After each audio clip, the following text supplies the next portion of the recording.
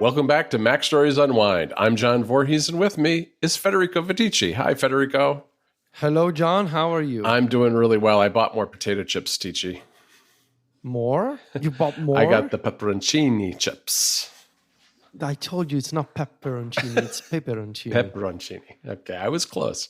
I got them. They're good. They're more like, they don't really taste like those peppers, though. They just taste like any pepper potato chips, which is better than the crab ones, which are way overspiced. So I wanted to give just an update on my potato chip consumption. I'm taking a break from chips, though. It's not good for me. Not good for me. Yeah, it's not super healthy to just eat chips, like, supermarket chips every single day. I'm not doing that, don't worry. Yeah, okay. This has been over the course of a few weeks. I got a couple of small bags. Just checking. No, I'm good. I'm good. So what's up with you today? Well, so first of all, I see that there's a piece of an idea in our notes that I've been staring at this for a few days. I've been thinking about this coming to America, a geography quiz. Yes, and there's a few questions in here that you put in that I find very fascinating, because I think if I try to answer this, I would grade extremely bad. Would you now? See, this is why I thought this would be entertaining for people then. That's why I call it Coming to America, because this is going to be a recurring theme on this show about what is Federico's base knowledge about the United States. And I think geography is a good one, because I know you're familiar with Northern California, of course, from our time spent at WWDC. You know New York a little bit. You've been to New York City, but you really and you visited in Chicago too. So, I think that's the extent of your travels in the U.S., right? That is correct. Okay, but I have seen maps of the United States. Yes, of in course. The movies, in TV shows, and on Google. All right, there you go. I've been on Google. All right. In my time, I've been on Google a few times. For this test today, though, I don't want you to open Apple Maps. I don't want you to open anything. No, Google, nothing. I'm looking at Notion and nothing else. All right, you've got. Hijack. I've already given you enough time to think about this, because I've put the 3 questions right here. Well, I haven't really put in much thought about my answer, because I think it's funnier if I improvise. Yes, it is. Let's get this. Okay. Let's kick this off, because we'll have other quizzes. We'll have other quizzes for you, and they're not all going to be about geography. Coming to America is a full-on cultural quiz for Federico Viticci that will come back in a future episode as well. But I want to kick it off by asking you something that I did just about a year ago, which was I drove from Chicago, where I used to live, to North Carolina, and I want to ask you, Federico, what states do you think you'd pass through if you drove from Chicago to North Carolina? From Chicago to North Carolina. Yeah. Now, of course, you could, go a roundabout way. I'm talking about a roughly direct path from Chicago to North Carolina. So, all right. So, Chicago in Illinois. Yep. So that's where you start. Yep. They call that area, they call it the Midwest. That's correct. Okay? That's correct. So it's sort of to paint a mental image. So we're talking about the Midwest of the United States. And I'd say Chicago's like right in the middle of the Midwest too. It's surrounded by Midwestern. In the middle of the Midwest. Okay. Mm-hmm. So what I know is that up north you have Michigan. Kind of, yes. It's really more east, but it's east. Would you drive through Michigan to get to North Carolina? Probably not. No, you would not. You would not. No, you would not. You could, but you would probably not. So you start from Illinois. I don't know. You probably. So let's. So I'm thinking maybe you drive through Georgia. Nope. And no. Okay. What about? Hold on. I'm thinking through. West Virginia. Yes, very good. Okay. Very good. Okay. So Illinois, West Virginia, Ohio. Yes. Okay. Well, yes. Is there more? Oh yeah, there's more. There's more. There's more. Okay. New Jersey? No. No, nowhere near New Jersey. New Jersey. No. New Jersey's up near New York City and Philadelphia and those places. Okay. So West Virginia, Ohio, not Wisconsin. That's Wisconsin is north. Yep, is north. I don't know. You said no to Georgia. You're missing one state that's a lot of the drive, a big part of the drive, right at the very beginning. If you're starting from Chicago, the first state you're going to hit is going to be like, I don't know, probably 6 hours of your drive at least. Well, could it be as easy as South Carolina? Well, no, because that's not anywhere near Chicago. You would, as the name suggests, it's near North Carolina. Well, to the south. Okay, to the south. What do you have around there? Do you need a hint? Do you need a hint? Yes, I need one of the cities you would drive around through the state is called Indianapolis. Indiana. There you go. So the first leg of this journey, once you leave Chicago, is basically driving diagonally across Indiana, which is kind of a long, semi-rectangular, portrait mode state, where you start in the northwest corner of the state and drive towards the southeast corner of the state as you drive. So there are a couple of ways to do this actually, and I've had Apple Maps draw me 2 routes.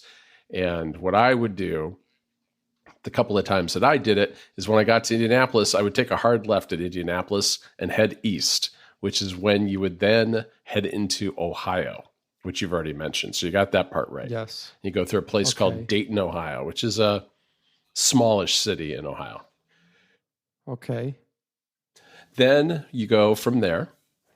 You continue your route southeast until you get to West Virginia, which you got as well. West Virginia. All right. So you're doing... There's the song. They did the song about West Virginia. There is? The one. What's it called? Country Roads. No, what's it called? West Virginia. Oh, yeah. Yeah, that one. Yeah, you know what I'm talking about. Yes. They used it for a trailer of, what was it? Fallout or... Oh, I think it was Fallout, maybe. Yeah, maybe it was Fallout. Was it Fallout? I think it was Fallout. I think it was. All right, so... Take Me Home, Country Roads. Is that the name? Take Me Home, Country Roads. Think so, yes. Yeah, okay. Not much of a country music fan.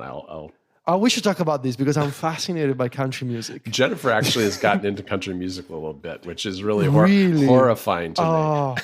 No, okay. Save this for the future because there's a whole thing that I want to talk about country music. Okay. She listens to it on the radio on the way to work. All right. Interesting. So I really like Sam Hunt, but I don't even know who that is, which is... Oh my God. Okay. We'll talk about this eventually. All right. Yes, okay. All right. The thing about West Virginia is it's very hilly because you're heading into the mountains. And so you hit the Blue Ridge Mountains, you cross the Blue Ridge Mountains, and then you enter another state. Which state would that be? For a very brief period of time. The Blue Mountains? No, well, they're called the Blue Ridge Mountains, but the state is not called... Blue Ridge. No. I was asking about that. Oh, yeah, they're called the Blue Ridge Mountains. The Blue Ridge Mountains run up and down the East Coast, not the entire East Coast, but around... And this is after what state? So after West Virginia... After West Virginia, you go. I don't know. You have Virginia. There you go. No? You got it. You got it for a very brief period of time. Yes. Okay. You just cross through the corner of Virginia, the western corner, and then you're in North Carolina. So there you go. And that's pretty easy. Yeah. And once you're in North Carolina, it's not a very far drive. Now, there is an alternative way to do this, where instead of taking your left at Indianapolis, you continue south until you get to Kentucky. And you drive Kentucky. Now that's a good name for a state. Yeah, you drive down through there, and then you get into eastern Tennessee, which is where Knoxville is, and then you go into North Carolina. But that's a little bit of a longer route, about an hour longer if you go that way. Okay. Well, thank you for the update and for the quiz. There's more. Well, this is pretty easy. Name 3 U.S. states that start with W. Yes, these are quick ones. West Virginia. Yep. Wisconsin. Yep. and Wyoming. Very good. See, I didn't think you would get that. I thought you'd get stuck on the third one. Washington is a state, right? It's not, actually. Well, Washington is. I thought you meant Washington, D.C. But yes. Washington, D.C. So Washington, D.C. is the city. Yes, it's a city. It's the District of Columbia. So it's not really part of any state. It's not considered part of any state. It's actually governed by the federal government, not by a state government. Huh. But there's a state called Washington. There is in the Northwest. But that's on the opposite side. Yeah, it is. It's where this is so confusing. Why did they name the city with the name of? It's like if in Italy there was a region called Rome, DC. Right, like in the Alps or something. Okay. And finally, if you were in West Virginia, how would you get to East Virginia? Oh, I have no idea. You drive through Virginia. This was the normal one. This was a trick question. There is no such thing as East Virginia. You tricked me. I did. Oh my God. There's no East Virginia. So there's only Virginia and West Virginia? Yep. What happened to the other Virginia? There were no other Virginias. That's it. Why? I don't know. That's just how it works. They ran out of space. They ran out of space. They ran out of space. We did Virginia. We have room for West Virginia, but that's about it. No, it would be in the ocean if there was an East Virginia. So he'd be in the middle of the Atlantic. Oh, well. Okay. Oh, this is fun. But yes, let's talk about country music in the future. All right. I will make a note of that. Yes, and once we talk about country music, I'll teach you everything you need to know about the so-called neo-melodical Italian music. It's a whole scene for you. Okay, I've not ever heard of that either. It's a whole thing. Neo-melodical. Okay. Yes. That sounds very different. Okay. Oh, it's something, believe me. Okay. Let's dive into picks, Federico. Okay, so this is going to be a recurring theme from me for a while, at least this month. I mean, give me this month. Okay, I feel like I deserve it. I have a few more thoughts on Tears of the Kingdom. Well, you've spent a lot more time with it than the first 3 or 4 hours that we talked about before. I mean, you spent what? I would guess you've spent maybe 20 hours, something like that, 30 hours? Probably approaching 20 so far. Yes. Because I've been playing a solid 2-3 hours each night. Every day when I drop in, I always see, Federico was on here an hour ago, or Mike was on here 30 minutes ago. I mean, I know you guys have been playing a lot, and I have too, for that matter. But I've been taking a different approach than you. But I want to hear what you've got to say. Yeah, and I gotta tell you, I've been mostly playing in bed with my C-Force display and the Genki dock. This setup is so good. It is so good. The portability of it and just putting the C-Force display on your lap. Oh my gosh! Have you tried it on your TV? Oh yeah. With kind of our giant octopus. With the whole looks really good setup. there too. Yeah, it looks good. I really don't like playing handheld now. I started playing handheld. I was like, this doesn't look as nice. It's good to do it if you need a portable setup, but yeah, if I'm in bed, I might as well, just use the C-Force display. Anyway, a few things I'm noticing. The story really takes off. It's obviously because John took a different approach, which I guess we're going to talk about in a few minutes. I don't want to spoil anything because I really feel like the surprise is worth it, but it's in line with what I was expecting. And I got to say that all the sort of conspiracy theories and the fan speculation leading up to Tears of the Kingdom, some of those theories were absolutely spot on. And leave it to people to make sense out of a few hints in a 30-second trailer. But some of them sure did. And so the story really takes off. And I gotta say, one of the things I didn't like about Breath of the Wild was the relatively simple and sort of this very simple story that kind of sat in the background of it all. It really did. Here, it's a whole different thing, right? You have multiple characters, you have a lot of sort of drama happening, and the story takes off in a really fascinating way, much more fascinating than Breath of the Wild was just, this enemy used to be asleep and now he woke up and now there's monsters. Like pretty standard affair. It's more involved in Tears of the Kingdom in a good way. And that's also the general takeaway of the game. I don't know how you feel about it, John, but I've done about 21, 22 shrines so far. And both from the puzzles and from the story and from the game in general. I think a good way to describe this is this game is a lot more gamey than Breath of the Wild. Like, it's a lot more video game. I think that's right. And, you've alluded to how I've been playing. I just kind of wandered off into the distance with the weapons. John has done no story. I've done no story. I've not played as much as you. I've probably played more like, I don't know, 12 hours, something like that. But I just wandered off as far as I could go and went from shrine to shrine, completed about 13 of them, got way out into the map with, no markers really, and realized that I just wasn't going to survive because I didn't have the equipment. I basically started burning through all my food and burning through all my arrows and my really rudimentary weapons. So I've kind of gone back to where I landed in Hyrule, and I'm going to start doing the story now, but I haven't done that. But even doing that, I've noticed that I really enjoy. Like, I wasn't a big fan of the shrines in the first game in Breath of the Wild, and I'm not sure why that was. Maybe I don't know. There's something about these. I think it's because of the new powers you have, the Ultra Hand and Fuse. It adds a new dimension to the puzzles. It's a little different than just having like bombs and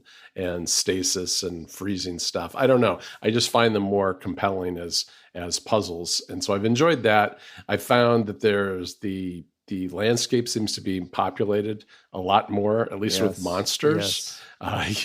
You really, once you're like way out in the wilderness, like I was, and you gotta, to get back to where I started, I ended up fast traveling back, but I was doing it on all this on foot. And I just ran into group after group of monsters, and that's what was really grinding me down. So I've gone back to the beginning, and I'm going to start following the story. Yeah, that's a good idea. I recommend it, especially because there's only so much you can do without advancing even a little in the story. Like, for example, I can tell you that you asked me before the show, where's my paraglider? Right, I don't even have that. I believe there's a way, if you spend some time really exploring the Great Sky Island in the beginning, you will find the paraglider there. Oh, interesting. That's what I saw on Reddit somewhere, like it's hidden in a cave or something. Mm-hmm. But even if you don't find it, the game gives it to you as you advance in the story. Mm-hmm. You get a paraglider in the very first sort of quest of the game. I also noticed, like, there are, when I say it's a lot more video game than Breath of the Wild, I think it's because there's a lot more systems at play. And by system, I mean like these different sort of, let's call them features of the game, like these different sort of silos that you have. For example, stables. Right? When you go manage your horses, there's a whole system there. So you're supposed to discover all the stables, and eventually the game gives you like this quest, this side quest of discover all the stables and talk to people during the day and at night. Oh, okay. So you can sort of get discover these rumors regarding the disappearance of Princess Zelda. But as you go, like when you go there and register or take a horse, there's this new system of pony points. So you get like a loyalty card, and you got that system. There's another system. I mean, obviously, there's the Korok collection, the Korok seeds, which, by the way, you've seen like how people, and there's plenty of articles about this. People are torturing Koroks with the new abilities. They're crucifying Koroks. They're building like roasting them. They're roasting them. They're tying them to a carriage and driving them around. It's horrible and funny at the same time. And I'd be so curious to know the Nintendo reaction to all of this. Fortunately, you can't actually hurt the Koroks. You can just kind of simulate that you're doing these things. Yes, they simulate it. So there's the Korok collection. There's the new system of discovering wells that go underground. I've been there's a bunch of those too. So that's the thing about wandering around. I've been in a bunch of wells. I've been in a bunch of caves. Have you been to the depths? No, I have not been to the depths. I didn't know what that was when I saw it in your notes. Okay, so there's this as it was speculated. This game. I think you can tell that this game came out after Elden Ring, because there's a lot of Elden Ring in this game. There was a lot of Breath of the Wild in Elden Ring, but there's a lot of Elden Ring in Tears of the Kingdom. I think these three games have been influencing each other. And one of the things that the game is borrowing from Elden Ring is this idea of this underground area. And it's called the depths, and you access the depths by entering these chasms that you find around Hyrule. And it's massive. It's a massive, scary area full of dangerous enemies. But in the depths, you collect these little floating spirits called Poes. And so there's that system. You got to collect the Poes, and you got to exchange them for rewards. There's the bubble gems, bubble gems. So these bubbles, these creatures that you can find sort of hanging around in caves. I got one of those. If you shoot them with an arrow, they drop a gem, and you can collect those gems to eventually get a reward from another couple of guys. There's multiple paraglider customizations. So you can customize the cloth and sort of the pattern of your paraglider. And fun fact, these customizations you can also unlock using Amiibo. So I've been scanning my Amiibo every day, John, because of the drops that you get from Amiibo are random. And there's some rare drops like the Tunic of the Wild or the Tunic of the Hero of Time. Like there's a whole set of armor from Breath of the Wild, Ocarina of Time, Wind Waker, like there's all of that. But like as an update, I guess, for people, my general sense is that playing Tears of the Kingdom, it feels like Breath of the Wild was the sort of the blueprint, was like the sandbox. And Tears of the Kingdom is the video game that took 6 years to build on top of that framework, on top of that blueprint. Yeah, I think you're right. I think that it does have that feel. It definitely feels it's very hard to pinpoint what exactly it is because it's so many different things. It's all these additional systems. It's the more populated world. It's the more in-depth story. But when you take it all together, it really is a more compelling experience. I mean, it really grabs you and it's hard to put down.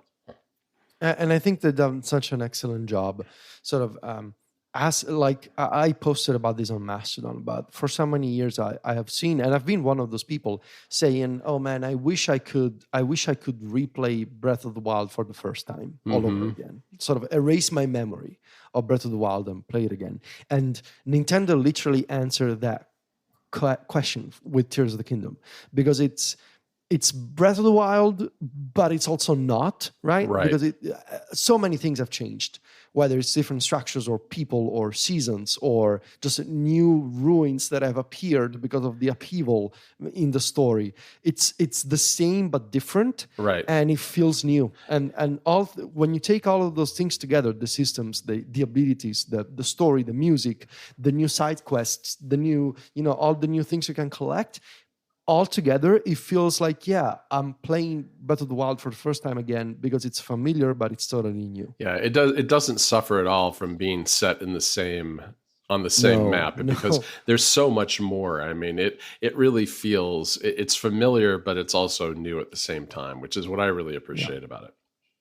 Yeah, so we'll see. But yeah, for example, today when I was scanning my Amiibo, I got a random drop. I received the Divine Helm from Varuta, the Divine Beast from Breath of the Wild. Oh, so scanning those Amiibo, man, it's. I gotta start doing that myself. All right, Federico, that was a good conversation. Next week we'll be back with some all new picks. You can find the two of us over at MacStories.net. We are on Mastodon too. Just go to vitici.macstories.net to follow Federico or johnvorhees.macstories.net to follow me. And we're on Instagram where Federico is at Vitici. That's VITICCI. And I'm at John Voorhees. JOHNVOORHEES. Talk to you next week, Federico. Ciao, John.